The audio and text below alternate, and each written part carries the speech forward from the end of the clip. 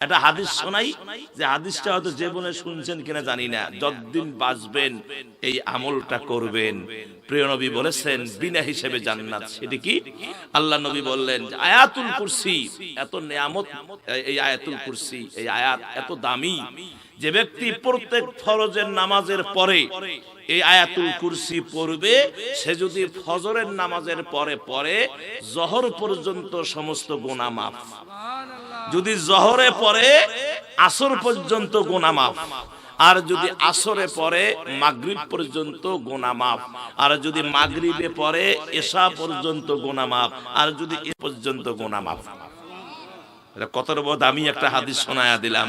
আয়াতুল কুরসি এটা পড়লে জীবনের গুনাহ আল্লাহ মাফ করে দেন। যদি গুনাহ না থাকে বান্দা কই যাবে দাদা? জান্নাতে চলে যাবে। হিসাব তো বরাবর ঠিকই আছে আমার ভাইয়েরা। 5 নম্বরে যারা হজ পালন করে, হজে যারা যাবে, আল্লাহর নবী বলেছেন তারা মাসুম, যাদের হজ কবুল হবে।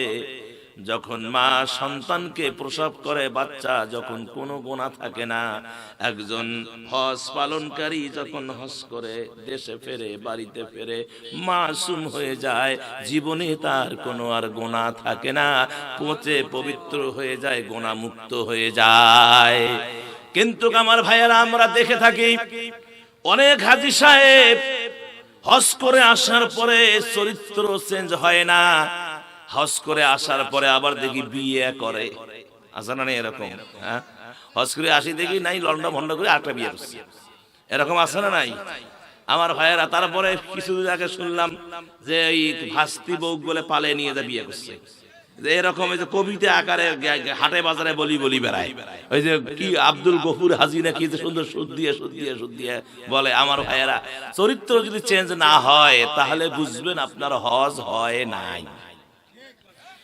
যদি চরিত্র চেঞ্জ না হয়, আপনি হজ করে আসার পরে যদি আপনি আবারও দাড়ি কাটেন, হজ করে আসার পরে আবারও যদি আপনি সুদ খান, হজ করে আসার পরে আবারও সুদের পর টাকা দেন, হজ করে আসার পরে যদি আবারও বিধবার জমিন ঠেলেন, হজ করে আসার পরে যদি আবারও ইতিমকে ঠগান, হজ করে আসার পরে যদি আবারও প্রতিবেশীকে ঠগান, তাহলে আপনি জানবেন আপনার সার্টিফিকেট হয়েছে আপনি আলহাজ, কিন্তু আপনার হজ হয়নি।